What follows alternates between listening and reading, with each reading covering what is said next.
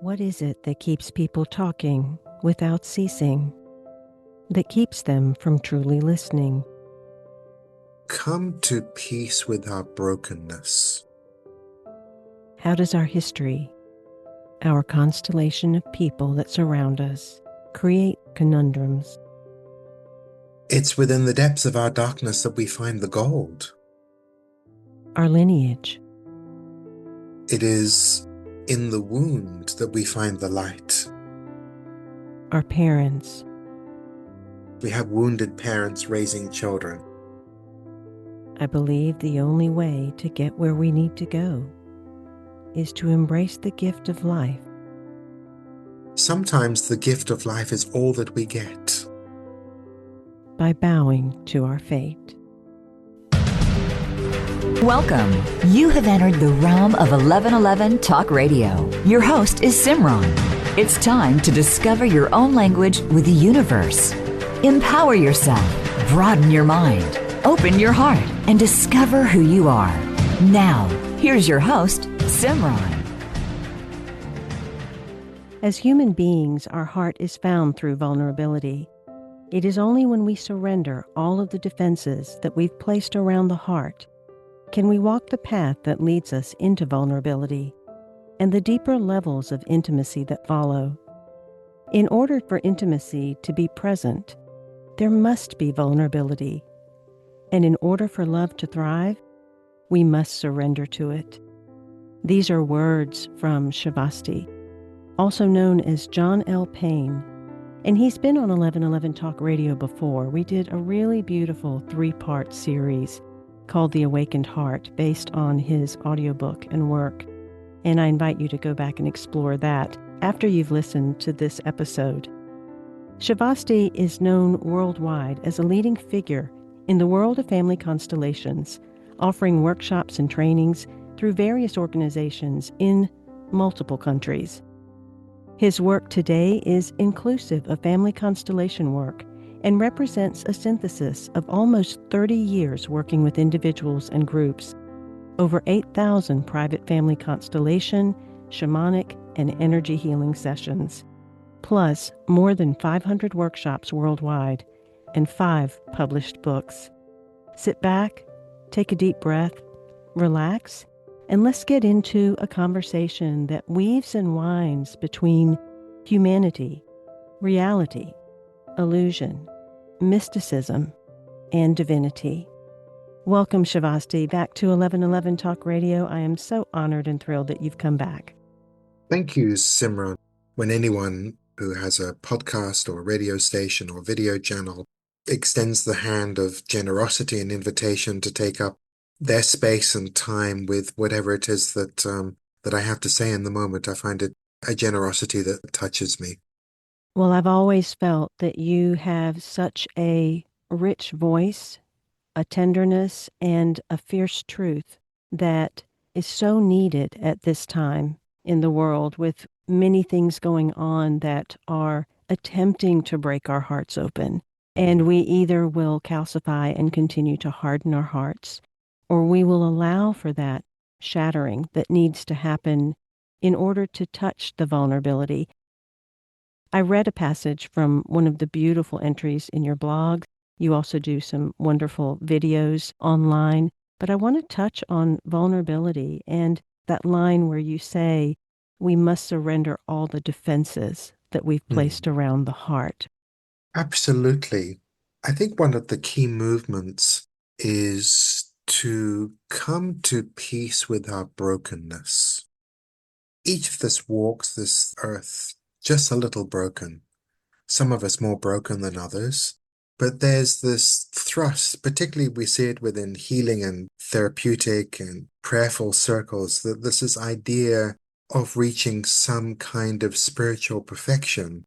Whereas for me, that there is nothing more perfect than coming to peace with who we are in this moment, even with our brokenness.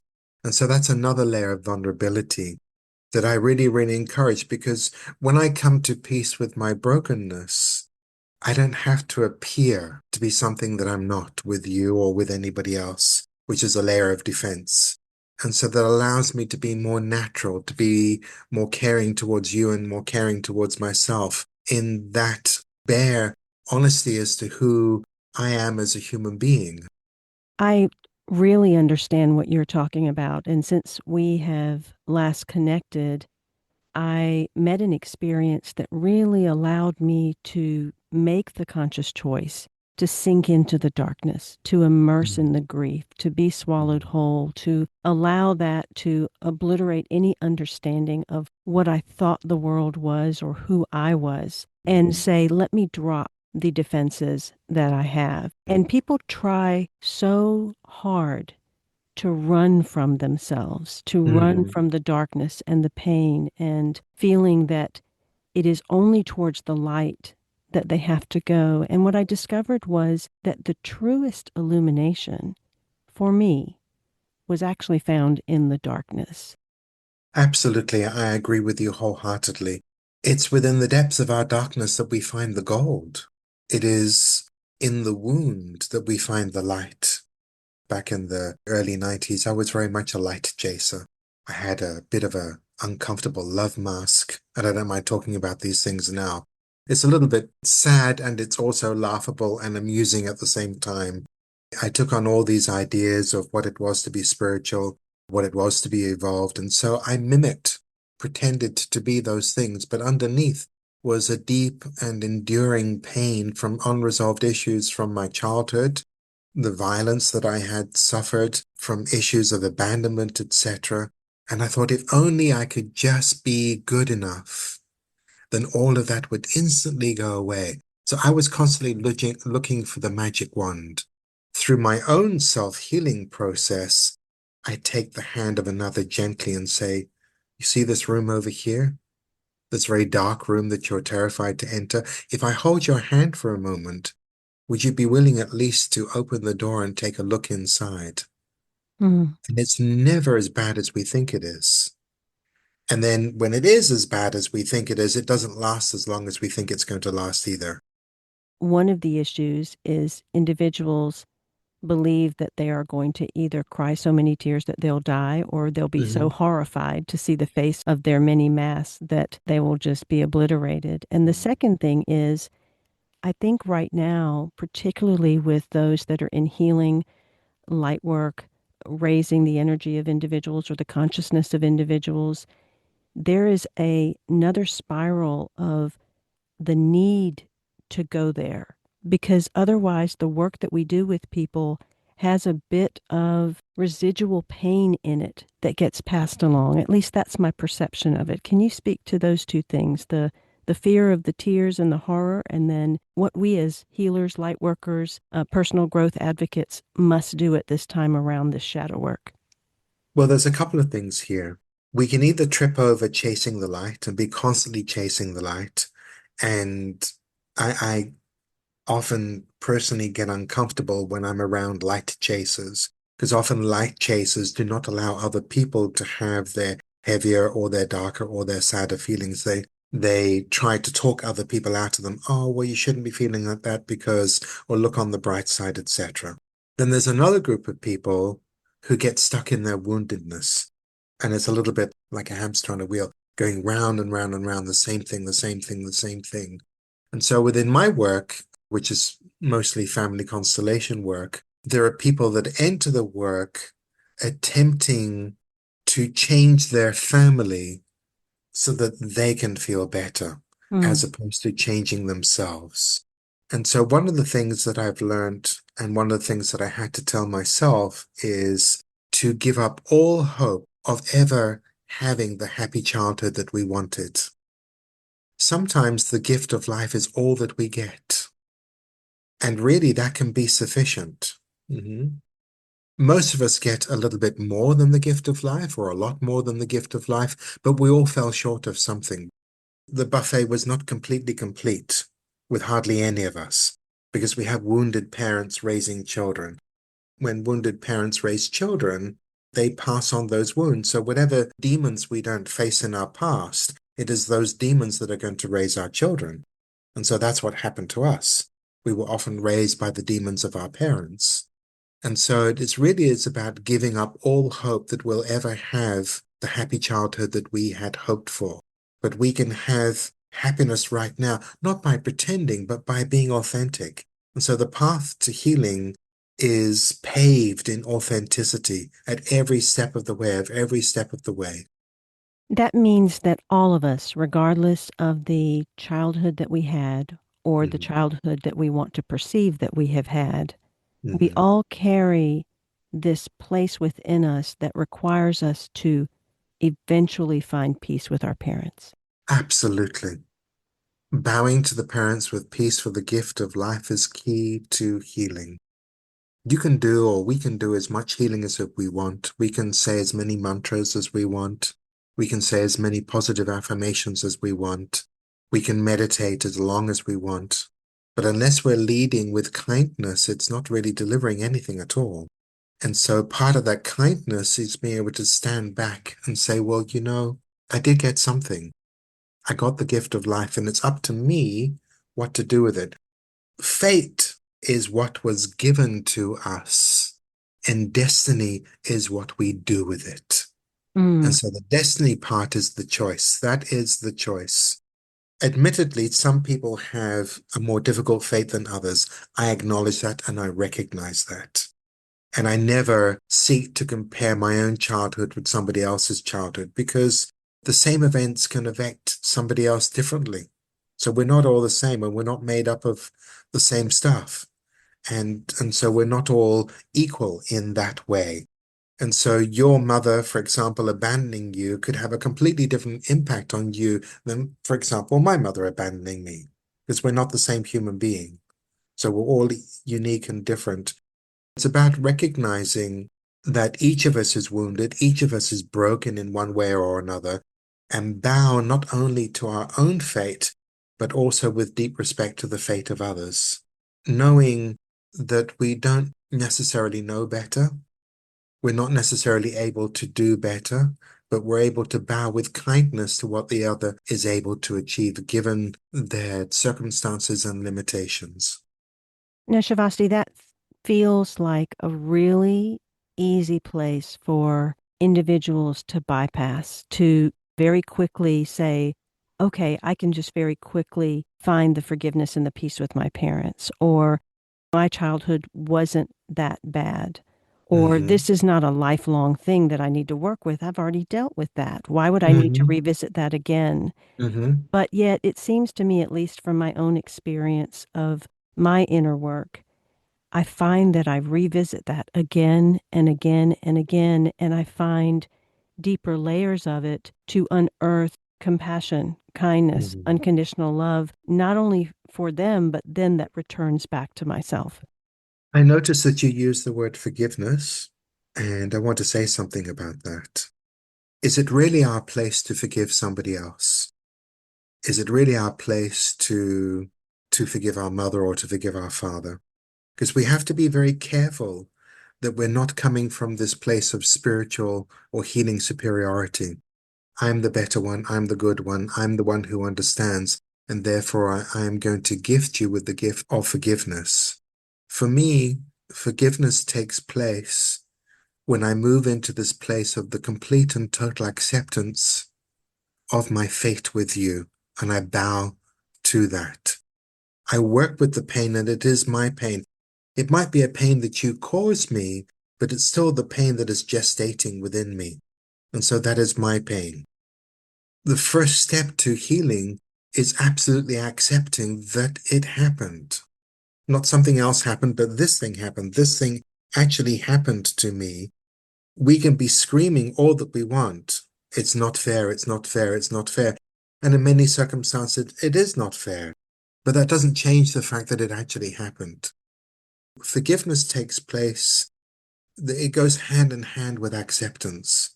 Acceptance of the other and acceptance that this actually happened to me. This actually happened to me. If we come from a place of saying, this should never have happened to me, then it's very, very difficult to move through that. Forgiveness for me was not really about forgiving them, but Mm-hmm. coming to that place of realizing first this happened, so it must have been meant to happen. But second, I'm here to forgive my perception of what happened and then Mm-hmm. how I use that to re-wound myself, to hurt Mm-hmm. myself again and Mm-hmm. again and again. Absolutely. And that's all part of coming to peace with what we received. I'm very alerted when a client turns up at a workshop or turns up in my private practice and they start with, "Oh, I've forgiven my parents." And normally within a couple of minutes of inquiry, that turns out not to be the case.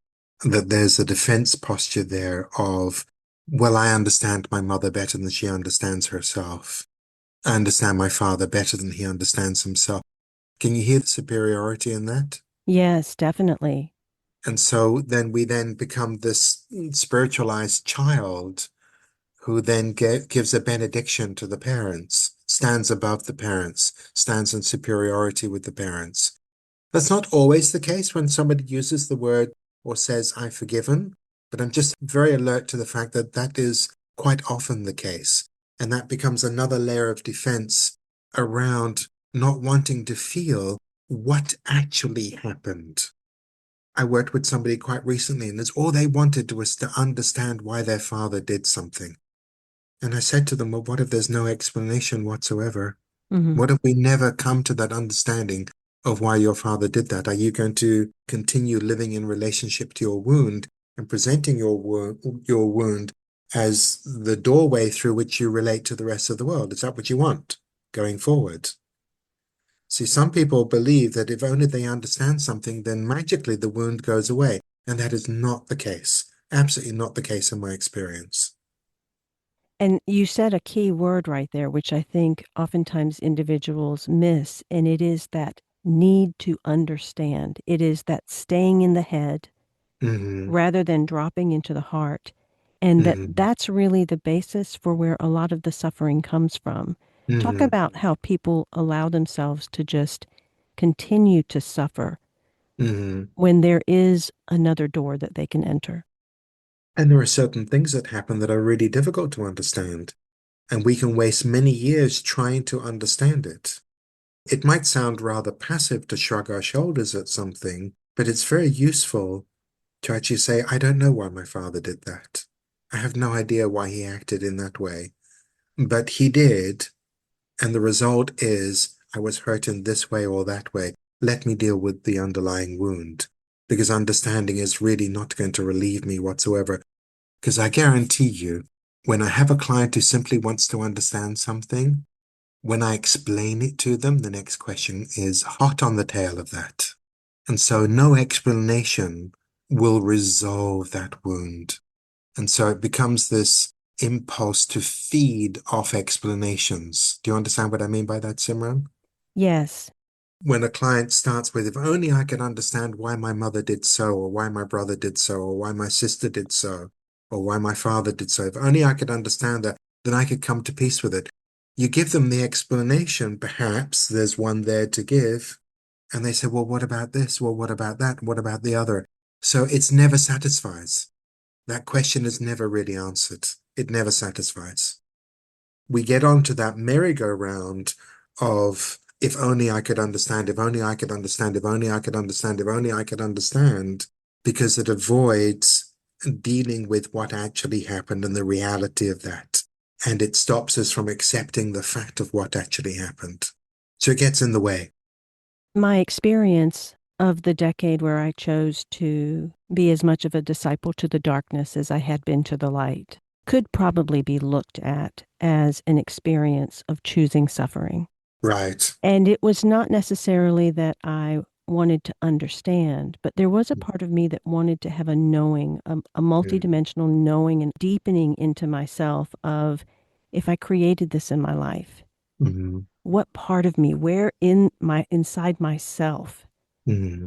do those beliefs, those energies, those emotions reside that would bring me to this brink of pain and Mm-hmm. obliteration that I Mm-hmm. experienced.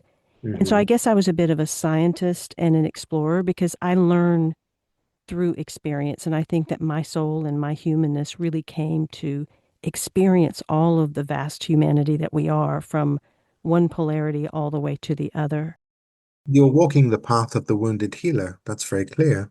When I came to the end of that period, and what I share in my latest trilogy is that if we simply embrace the life we've been given, that is how one person changes the world, because we transmute everything inside ourselves and we come to this place of seeing the world from neutrality, from love, from more compassion. People, whether it is our society or culture or the Western world, we have learned to follow the dangling carrot and look for the horizon in the distance rather than standing in our shoes and understanding everything we're seeking actually resides in the moment that we're in. Shavasti, also known as the author John L. Payne, is the author of 2 widely respected books on the topic of family constellations, The Language of the Soul and The Healing of Individuals, Families, and Nations. He is also the author of Teachings from an Awakened Heart and audiobook of teachings under the same name.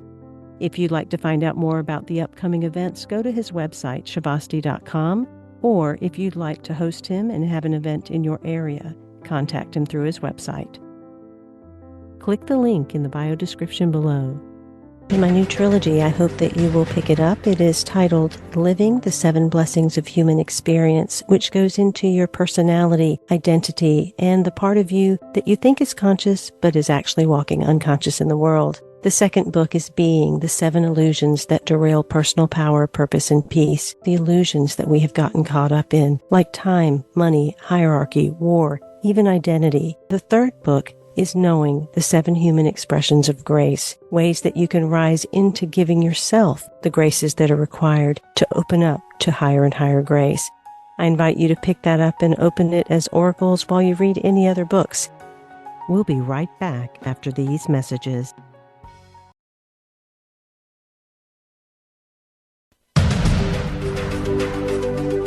SIMRAN is an award-winning author, publisher of 1111 Magazine, powerful speaker of wisdom, and a life mentor. Find out more at IamSimran.com. Now, back to 1111 Talk Radio. Click the link in the bio description below. The 1111 Collective on Substack. Become an annual subscriber or a Master Founder member and start to also receive 1111 Magazine on audio. It is an honor and a privilege to have you there. The quest for truth is inconvenient. Most of us at one point in our lives, or almost always in some areas of our lives, limit the truth we speak with the notion that somehow we can control others or control relationships. We don't speak our needs clearly, sometimes dropping hints, sometimes through never fully completing a sentence, while leaving it up to the other person to fill in the gaps and anticipate our needs. Truth is always simple. The statements are always simple. If we need to use a lot of words to explain our truth, then we can know that we're stuck in our own story about it, or bound by an opinion or a belief. Shavasti, also known as John L. Payne, certainly does speak the truth. You can go to Shavasti.com to find out more. Shavasti, can you speak a little bit how we shift our world from this place of constantly running ahead of the tide to letting the ocean meet us? All of our society, all of our culture, and it does differ from country to country and culture to culture, of course. But there's an underlying theme that's very, very present, which is around the avoidance of feelings. Feelings have been given a bad reputation. Certainly if we live in a very developed country, so I'm in the United Kingdom, you're in the United States, we can avoid our feelings extremely easily. There's always something to buy. There's always some food to eat. There's always some cigarette to be had. There's always some alcohol to be drunk. There's always some sugar to be consumed. There's always something that can take us away from feeling exactly what we're feeling. A lot of that comes from being discouraged to feel feelings when we were very, very young. We were often made to be quiet. We were told, please don't cry, please don't cry, please don't cry, please don't cry.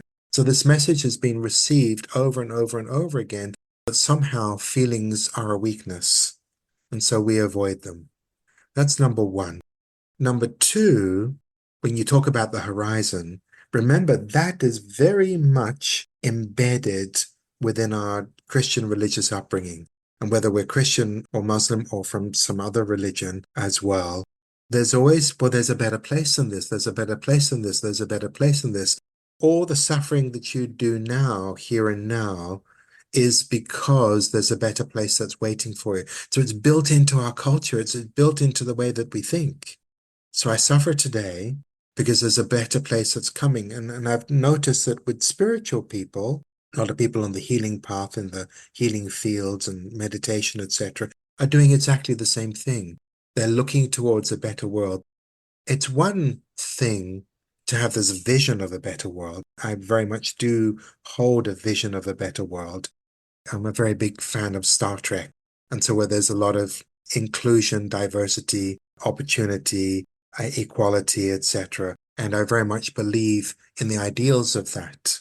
So there's that on the one hand, but there is this idea that there is some other place that is better. So we're never here now. We've got one foot looking for heaven, looking for paradise. So, for example, my house is surrounded by 9 trees, and I bless and I thank those trees nearly every single day. So I have a little piece of paradise myself right here in the center of London. And it's about being okay with what I'm feeling, because not every day is going to be a good day. And it's accepting the good days, embracing the good days as much as I embrace the bad days and what's present in those bad days. So you were talking about that drive and hunger that persists mostly in the Western world. And when I look at the places that we must go, it's almost paradoxical because we need to do the healing. We need to face the heartbreak and face the world the way it is by bowing to our fate. And yet at the same time, we need to shift from being that mystic to being that visionary of seeing a world that doesn't need to be fixed, that doesn't need Right. us to save it. And so how do we walk the middle line of that path by giving ourselves our humanity, which I would say is that part that needs to feel, also sipping from the chalice of our divinity? I don't pretend to know why any of us are here. It's a great mystery. I used to think that I knew why we were here, but I don't pretend to know why we were here. However, I've come to the conclusion that if there is a purpose for us being here, it's about learning compassion, empathy, and the art of kindness. Compassion, empathy, and the art of kindness. I've often spoken about kindness being the religion that I practice. So rather than some kind of dogma or imposing beliefs on other people, I find that the older that I'm getting and the longer that I'm on this path, the fewer opinions that I have, because everybody has an opinion. They can differ wildly. What I absolutely know to be true is that when hearts connect, healing takes place. What I absolutely know to be true is that when I'm authentic and vulnerable, I have an opportunity not only to show my heart to another, but to have another show their heart to me, and therefore connection takes place. We have an epidemic or a pandemic of loneliness in the Western world. We have a pandemic of loneliness here in the United Kingdom, and I know for sure that it exists in the United States as well. When we are called back to authenticity, when we're told it's okay to be wounded, it's okay to be broken, it doesn't make you a misfit, doesn't determine that you no longer belong, that it's okay to be broken. And once we can walk the earth with our wound as our companion, and as our wound as our companion gently informs us to be patient and kind and compassionate with others, the antidote to loneliness is there because there is connection. And that's what I'm always looking for deeper connection. And so my healing work is about guiding people through this place of discovering the value of their heart. Many of us have discovered a love mask, what we think it's supposed to look like, but it really takes courage to discover the value of the heart, because the heart can bear it all. The heart can be broken over and over and over and over again, and inside it is a precious diamond. But we can only find that if we are willing to be raw, to be authentic, and to ditch most, if not all, of our belief systems. I want to go back to the words opinion and also place the word judgment there, because that feels like how we try to control, and also how we are able to build the defenses against our heart. And when we do so, we end up building the defenses against others. The control that exists right now, is that a safety mechanism that we've been taught, that has been passed through our genes and our DNA? What purpose does that control serve, and what do we do with it when we think about the balancing of masculine and feminine? So let's talk about control. Control is about keeping the heart defended. I can control you to make sure I get some of what I want. But again, it's a bit like, if only I understood why my father did this, then I would be healed. And so when we control other people, we don't actually get what we want. It doesn't touch the place that needs to be touched. And so giving up control would be saying something like, please just hold me. There's a lot of vulnerability in that statement. Please just hold me. So I know that when I give a workshop, and I know that when I meet clients in person for a one-on-one intensive, somebody online, that each person carries within them that often unspoken sentence of please just hold me. And it's my job to help them feel safe enough where they can even begin to feel that that is an unspoken need that they have, let alone speak the sentence. Sometimes they actually do speak the sentence, please just hold me. But it's about recognizing that all of us have this deep need to be held, to be seen, to be respected, and to be heard. And so when we have an honest relationship with that aspect of ourselves, that we need to be heard and held and seen and respected and loved, and being loved is all of those other things that I've just named, it really changes who we are and how we walk through the world. I don't have much to say about the balance between masculine and feminine energies, because my definition of that might be quite different, very much in touch with my own femininity. That's really more of where I'm leaning into, Shavasti, is the internal balance of masculine and feminine as opposed to male, female, or external. Well, it gets defined in many, many different ways. And I think sometimes people associate femininity with passivity, and I don't see it that way at all. The masculine can be very nurturing as well. And so very often nurturing is seen as being a feminine quality, but the masculine can also be very nurturing, but it's a different type of nurturing. So for me, that there's room and place for both. When you perceive current spirituality, what do you see as the hindrances to the heart? What would you perceive as the areas that must shift in our approach to current spirituality? The big hindrance is I'm special. That's the big hindrance. I am special. I'm spiritual. I know better. I understand more. And I've lived in different places in the world, and I've lived in one place in which there was a big spiritual community. And they would announce proudly, I only hang out with conscious people. What on earth does that mean? I only hang out with conscious people. Where's the kindness in that statement? There's a lot of exclusion in that statement. And so there's a lot of I am special in spiritual and healing communities where we then become separate. Of course, I don't want to be around brutish people and unkind people. That's an unpleasant experience.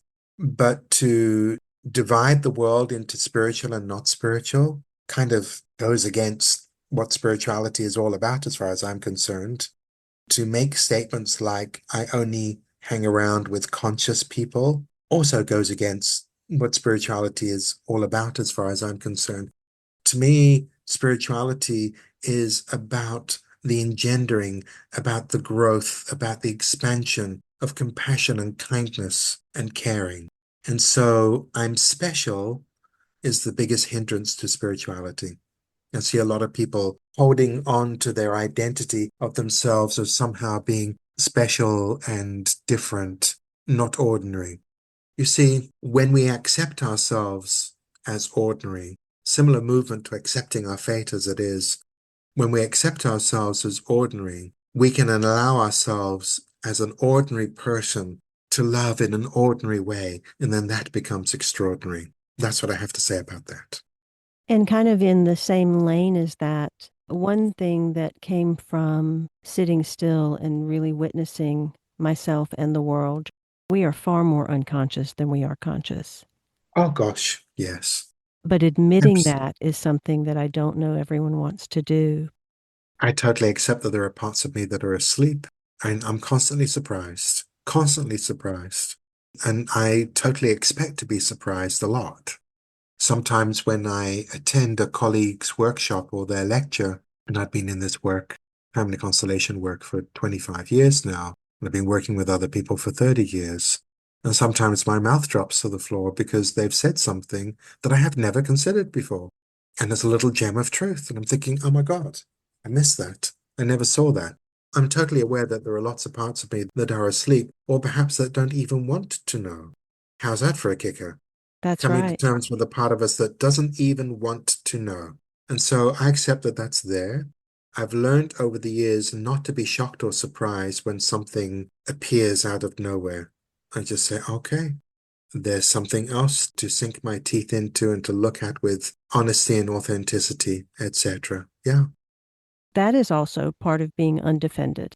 To be innocent, to be curious. absolutely. And being undefended is being really open when somebody comes to you and says, hey, can we sit down for a couple of minutes? There's something about your behavior or there's something about what you said that's made me feel uncomfortable.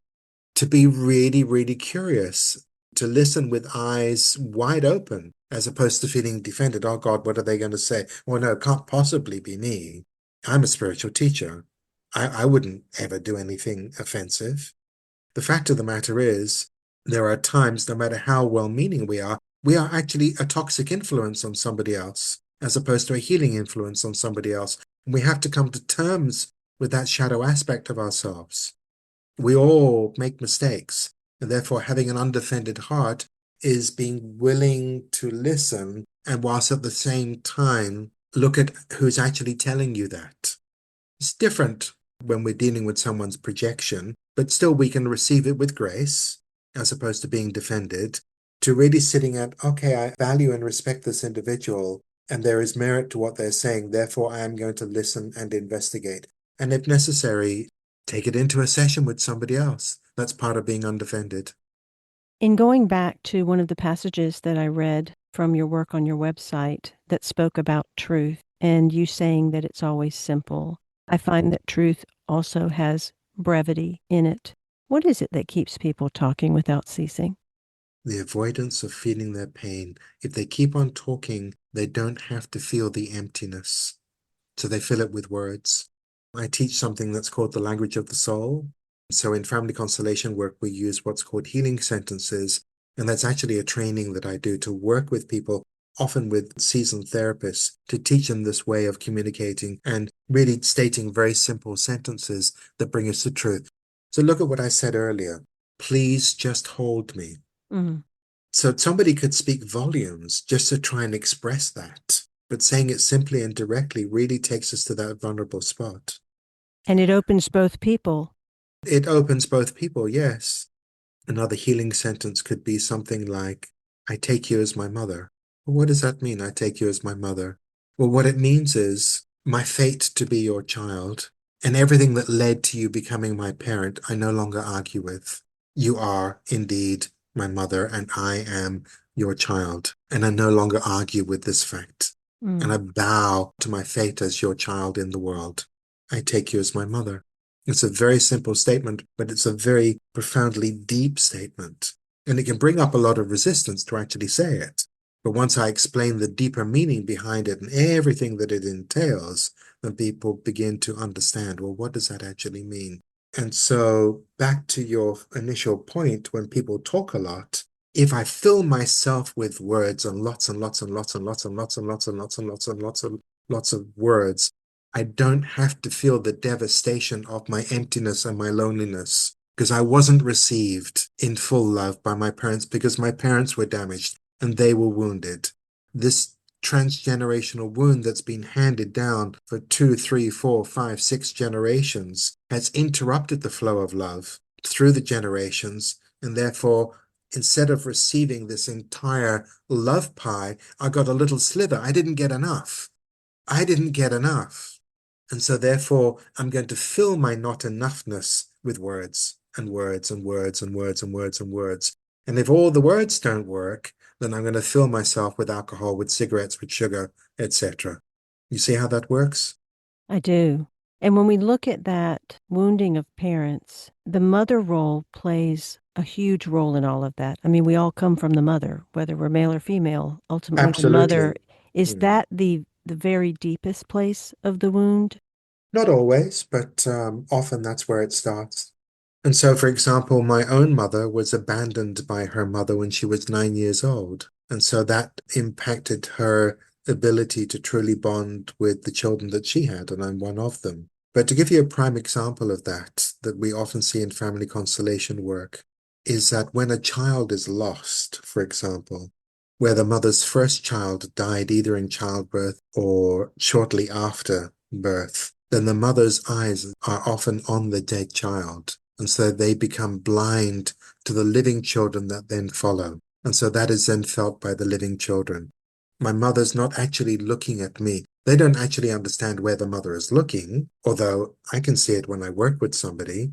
Part of the movement is to mend that gaze, so to speak, to look at, okay, accepting that you were born to a grief-stricken mother. That can be part of the healing process. On your website, you have a really rich and poignant piece around the betrayal of women. Because we live in a patriarchal society where women only had position in society as was afforded them by men, either by their father or by their husbands. They earned their position or were given their position through the structure of the patriarchal society.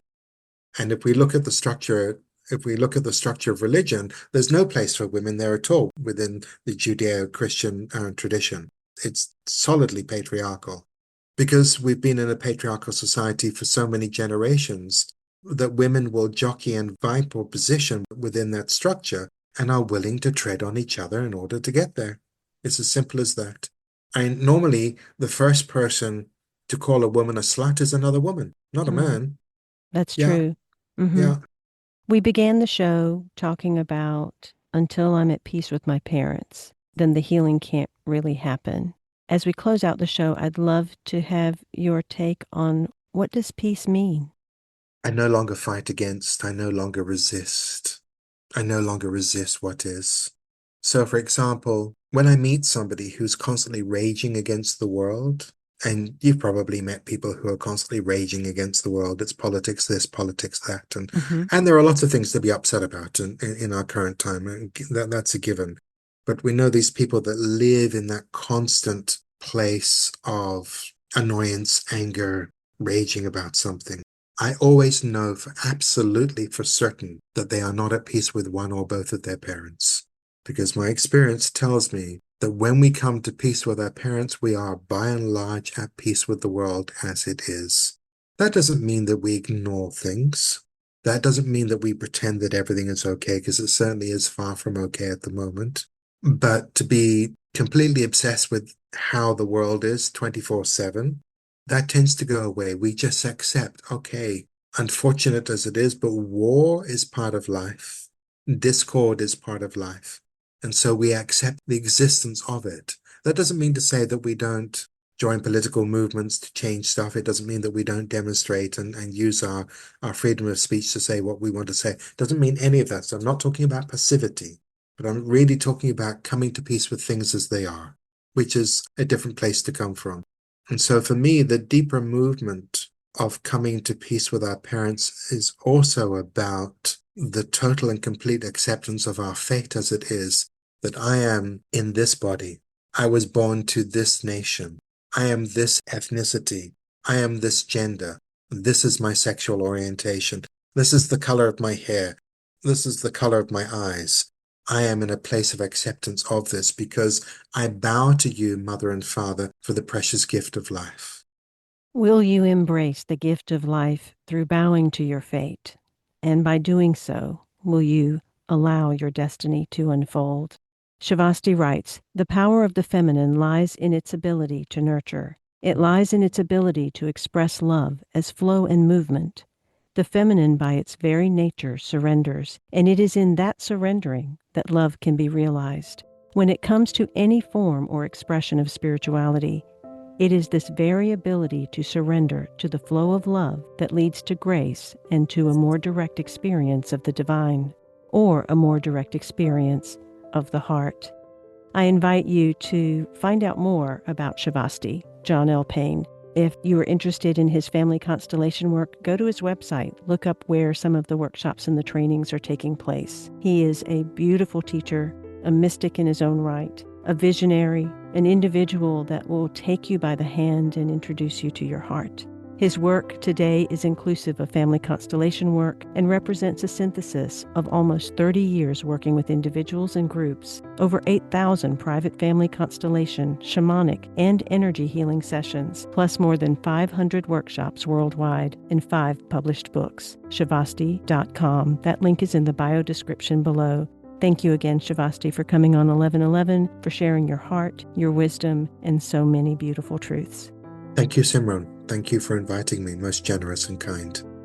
Do join my Substack. My publication is Beyond the Illusion, and you can find it at iamsimran1111.substack.com. That link is in the bio description. You'll actually receive all of the 1111 magazine issues on audio as part of that, in addition to the weekly prompt, inquiry, contemplation, and meditation that I provide to all of the subscribers on the annual membership.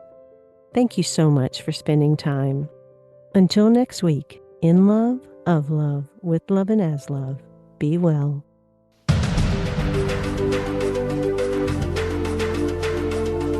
Thank you for opening your mind to a new reality, your heart to greater compassion, and your experience of aliveness with 1111 Talk Radio. Join host Simran next Tuesday at 8 a.m. Pacific, 11 a.m. Eastern Time to step through the gateway of conscious living. You are not on the journey. You are the journey.